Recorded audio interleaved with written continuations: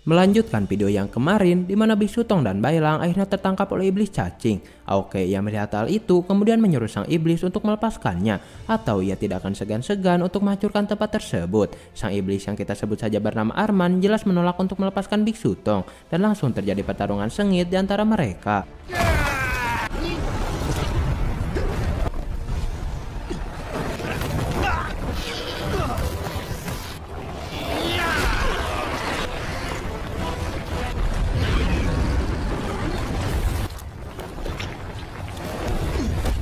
Aoke terlihat sangat kewalahan untuk membunuh Arman karena efek dari jarum perak yang ternyata membatasi kekuatannya. Sementara Bailang sendiri terlihat sudah berada di ruang bawah tanah, di mana tempat itu merupakan rumah iblis yang ternyata sangat luas.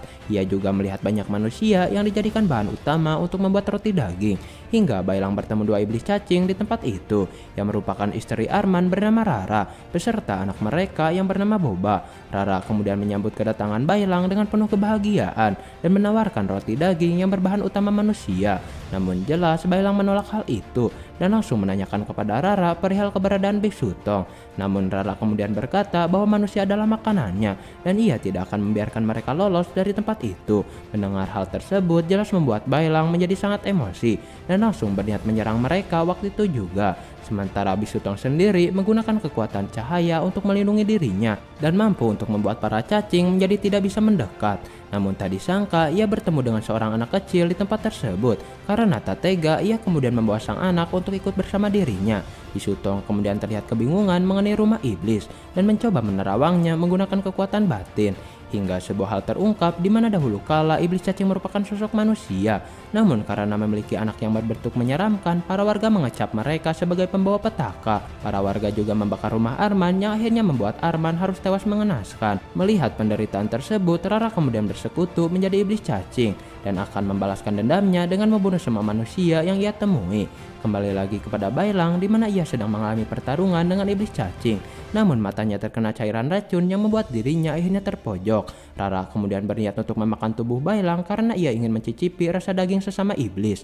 Namun Bailang kemudian mengamuk dan menggunakan jurus roh naga yang sangat panas. Alhasil Boba yang terkena serangan tersebut harus tewas dengan tubuh terbakar. Dan hal itu sangat membuat Rara menjadi bersedih. Sementara Aoke yang masih bertarung harus tersiksa oleh belitan dari para cacing. Ia kemudian terpaksa mencabut 3 jarum perak yang menancap pada tubuhnya. Yang hal itu langsung membuat Aoke bisa menggunakan seluruh kekuatannya. Ia kemudian menyerang Arman dengan wujud naga yang sangat mengerikan dan langsung menggunakan jurus guntur surgawi yang seketika membuat Arman akhirnya tewas. Setelah itu ia kemudian bergegas mencari Bisu Tong untuk menancapkan jarum perak kembali agar tubuhnya tidak berubah menjadi seekor kuda. Sementara itu Rara terlihat sangat depresi atas kematian anaknya. Ia kemudian menggunakan jurus terakhir yang merupakan kekuatan terbesar dari iblis cacing dan langsung membelit Bailang menggunakan tubuh cacingnya itu. Ia juga menancapkan bisa racun yang akhirnya membuat Bailang menjadi tak sadarkan diri. Namun ketika Rara akan membunuh Bailang, tiba-tiba Bisu Tong datang ke tempat itu dan langsung menggunakan jurus kutukan iblis untuk melumpuhkan Rara. Tak selang lama, Aoke juga akhirnya datang untuk membantu Bisu Tong, di mana mereka akhirnya berhasil membunuh Rara menjadi sebuah cahaya. Dan karena Bisu Tong merasa kasihan, ia akan mengantar arwah Rara untuk bereinkarnasi menuju kehidupan selanjutnya. Setelah semua dirasa beres, mereka kemudian bergegas pergi untuk keluar dari tempat itu, sembari mencari anak kecil yang ternyata telah menghilang. Namun setelah mencari kemana kemari, keberadaan anak kecil tersebut sama sekali tidak ditemukan. Hingga mereka kemudian dikejutkan dengan keberadaan anggota Jin Gang di tempat tersebut, di mana ia mengincar kitab suci yang berada pada mereka. Ia juga berkata agar Bisu Tong berpihak kembali kepada pasukan surgawi, karena atas jasanya dahulu maka Bisu Tong akan dimaafkan. Namun Bisu Tong yang merasa dikhianati jelas menolak hal tersebut, karena para dewa yang telah melenceng dari jalan kebaikan. Ia kemudian memilih melarikan diri untuk menghindari pertempuran. Namun sialnya datang dewa lain yang menghalangi mereka, di mana terdapat 4 anggota Jinggang di tempat tersebut, dan itu merupakan hal buruk karena posisi mereka yang telah terkepung. Bisu Tong kemudian berkata agar Bailang dan Aoke segera mempersiapkan diri karena sudah tidak ada jalan lain selain bertarung, dan langsung terjadi pertarungan sengit di antara mereka.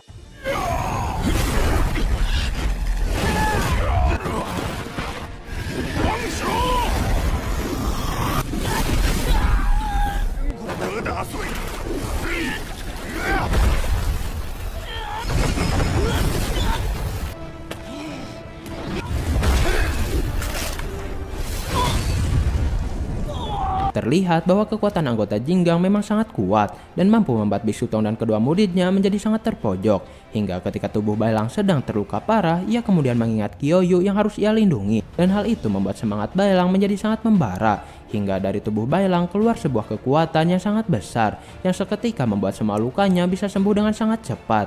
Ia juga berhasil membangkitkan kekuatan roh serigala yang merupakan kekuatan alami yang ia miliki. Namun karena belum mahir mengendalikannya, Dewa pun dengan sangat mudah menaklukkan roh serigala tersebut.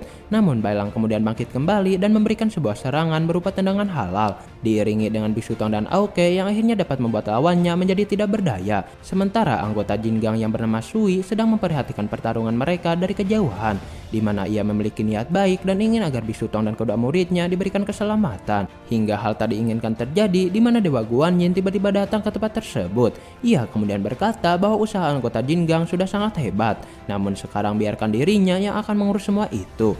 Guanyin kemudian mendatangi Aoke dan menyerangnya dengan seekor iblis Garuda, di mana itu merupakan kelemahan bangsa naga karena iblis Garuda merupakan pemakan daging naga, dan hal tersebut seketika membuat Aoke menjadi sangat ketakutan.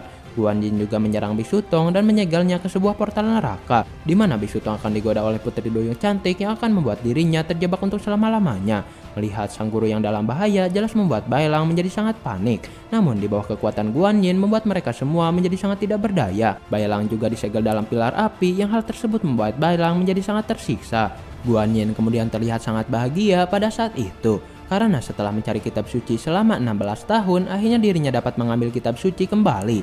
Namun mereka semua sangat dikejutkan ketika melihat Bisu Tong yang sudah bebas, di mana Bisu Tong dapat dengan mudah keluar dari segel neraka. Bisu Tong juga berkata bahwa dirinya sangat menyesal pernah tunduk pada para dewa.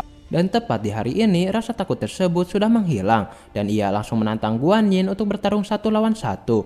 Mendengar hal itu jelas membuat Guanyin menjadi sangat terkejut karena Bisu Tong merupakan manusia pertama yang berani menantang dirinya. Guanyin juga dengan senang hati langsung menerima tawaran Bisu Tong untuk bertarung. Namun berbarengan dengan hal itu, tiba-tiba Bailang berhasil bebas dan menghilang. Bahkan para dewa sangat terkejut karena hal tersebut berjalan dengan sangat cepat. Ternyata Bailang diselamatkan oleh seorang bocah yang tadi sempat terjebak bersama Bisu Tong, di mana ia merupakan jelmaan Dewa Gautama yang dahulu menyelamatkan kitab suci dari cengkraman Sitian. Dan sekarang ia kembali untuk melindungi kitab suci tersebut. Melihat kedatangan Gautama seketika membuat Guanyin menjadi sangat emosi karena Gautama telah melukai Sitian dan berkhianat kepada pasukan surgawi. Ia juga sangat tidak menyangka melihat Gautama yang ternyata masih hidup, padahal dahulu Gautama sangat terluka parah setelah bertarung dengan Sitian. Shin kemudian memperlihatkan kembali mengenai masa lalu, di mana Guanyin dan Gautama adalah pasukan terkuat surgawi dan sudah menyelesaikan banyak peperangan yang sudah tidak bisa terhitung. Mereka juga sering bertarung untuk menentukan siapa yang paling kuat, namun hasilnya selalu imbang karena kekuatan keduanya yang bisa dibilang setara. Dan tepat di hari itu, Guanyin berniat membunuh Gautama dengan tangannya sendiri. Gautama yang merupakan sang Buddha kemudian mengubah dirinya menjadi bentuk asli dan bersiap untuk bertarung dengan Guanyin pada saat itu. Namun Gautama berkata pada Guanyin untuk melakukan pertarungan menggunakan satu jurus saja, dan bila ia menang maka Guanyin harus melepaskan Bisu Tong, dan hal itu akhirnya langsung disetujui oleh Guanyin. Guanyin kemudian memulai serangan dengan memanggil patung monster dari atas langit dan menggunakan jurus bernama Tangan Seribu yang terlihat sangat mengerikan. Dengan kekuatan bunga es, Gautama kemudian menangkis semua serangan yang mengarah pada dirinya, dan hal tersebut sangat ampuh karena semua serangan dari Guanyin tidak ada yang dapat menembusnya. Hingga ketika Gautama melihat sebuah celah, dirinya langsung memanfaatkan hal tersebut untuk melakukan sebuah serangan, dan dengan satu pukulan tinju akhirnya Gautama bisa melumpuhkan Guanyin waktu itu juga, diiringi dengan patung monsternya yang akhirnya ikut hancur.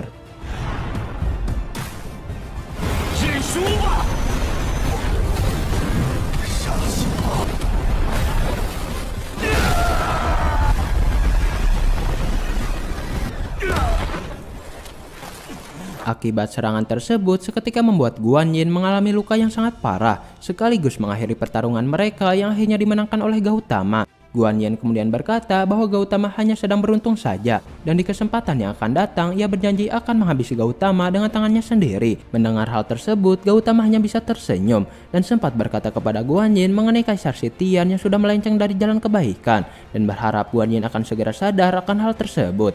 Namun Guanyinnya sudah mengabdi sejak lama jelas tidak mempercayai hal itu. Ia kemudian bergegas pergi untuk pulang kembali ke istana surgawi. Atas pertolongan yang Gautama berikan jelas membuat Bisutong dan kedua muridnya sangat berterima kasih karena mereka bisa melanjutkan perjalanan waktu itu juga. Hingga ketika dalam perjalanan terlihat tangan kanan Gautama mengalami sebuah luka, di mana itu disebabkan pertarungannya dengan Guan Yin tadi. Gautama kemudian berkata bahwa tubuhnya yang sekarang hanyalah sebuah boneka pasir, sedangkan tubuh yang aslinya masih berada di dalam es untuk proses pemulihan. Ia juga berpesan agar Bisutong bisa menjaga kitab suci sekuat kemampuannya, karena ia akan pergi sementara untuk memulihkan dirinya kembali. Gautama juga memberikan sebuah biji tasbih sebagai alat komunikasi dengan Bisutong, dan bila terjadi apa-apa, Bisutong bisa meminta bantuannya menggunakan benda tersebut. Scene kemudian beralih kepada Kaisar Sitian, di mana ia sedang memulihkan tubuhnya akibat pertarungan dengan Gautama.